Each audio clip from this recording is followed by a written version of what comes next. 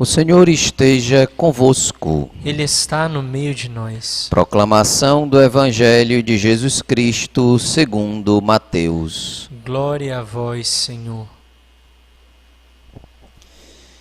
Naquele tempo, Jesus passou no meio de uma plantação num dia de sábado. Seus discípulos tinham fome e começaram a apanhar espigas para comer. Vendo isso, os fariseus disseram-lhe: Olha, os teus discípulos estão fazendo o que não é permitido fazer em dia de sábado. Jesus respondeu-lhes: Nunca lestes o que fez Davi, quando ele e seus companheiros sentiram fome? Como entrou na casa de Deus e todos comeram os pães da oferenda, que nem a ele nem aos seus companheiros era permitido comer, mas unicamente aos sacerdotes? Ou nunca lestes na lei que em dia de sábado no templo os sacerdotes violam o sábado sem contrair culpa alguma?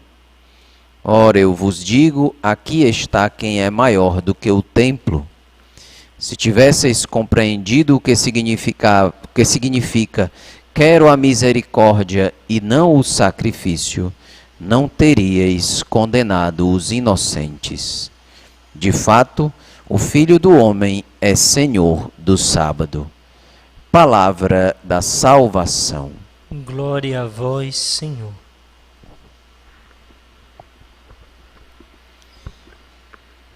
Rapaz, esse pessoal aqui dos fariseus são teimosos mesmo, né? Vão para cima de Jesus com tudo que é encrenca que eles podem arranjar, né?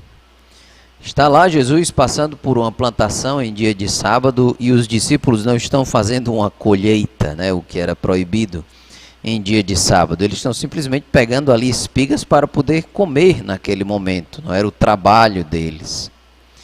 Mas eles arranjam uma encrenquinha, né, para poder cutucar Jesus, né?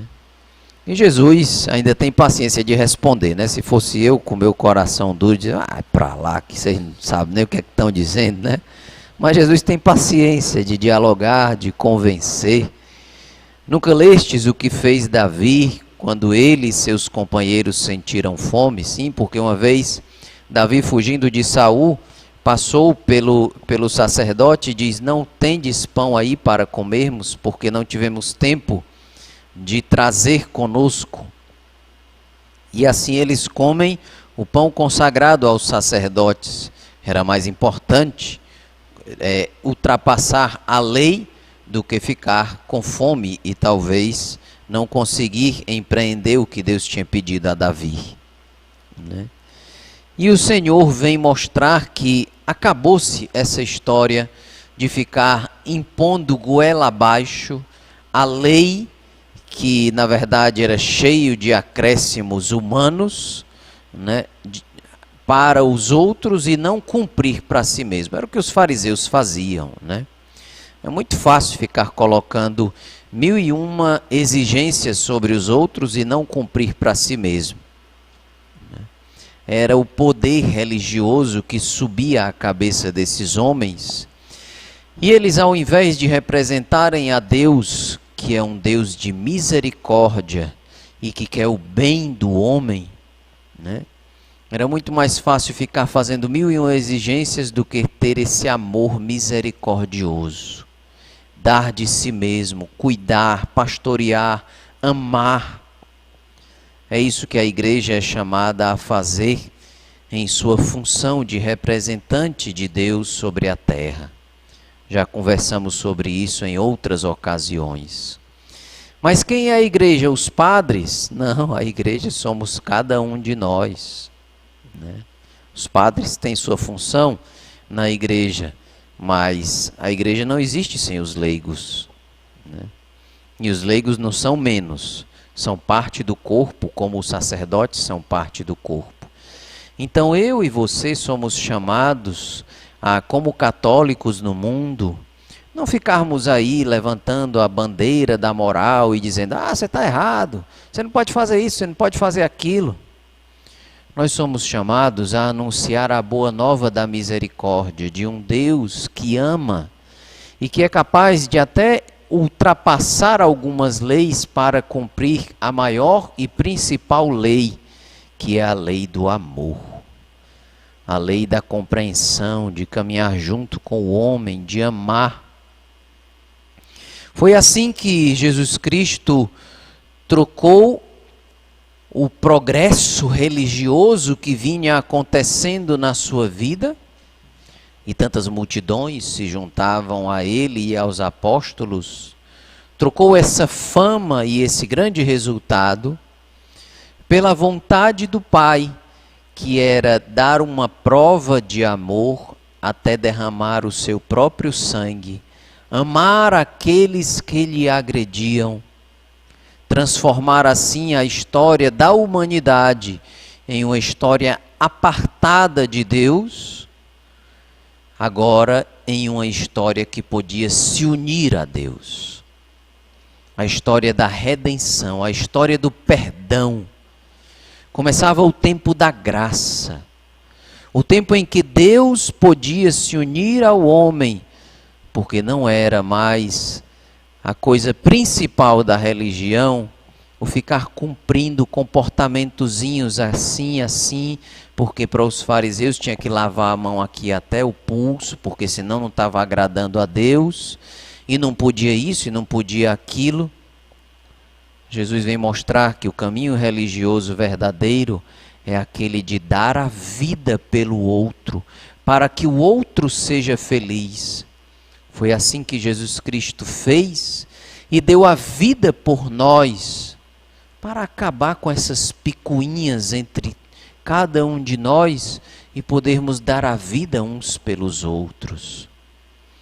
Quais são as picuinhas que você carrega no seu dia a dia, exigindo tantas coisas aos outros, sem querer aceitar cada um que está em torno a ti, do jeito que essa pessoa é?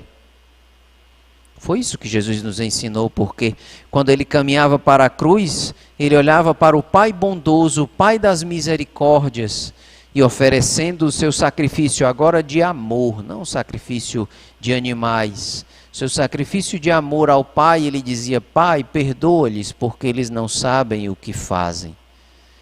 Temos nós essas mesmas posturas durante o nosso dia a dia? Se ainda não temos, é porque não somos como Cristo ainda. Temos uma mentalidade ainda do progresso humano. Pode sim a mão humana construir um mundo melhor. Isso é mundano, meus irmãos. Quem pode construir é Deus, e nós só podemos cooperar com a oferta da nossa vida. Aí a gente volta agora para aquela pergunta que eu fiz no começo da missa, né?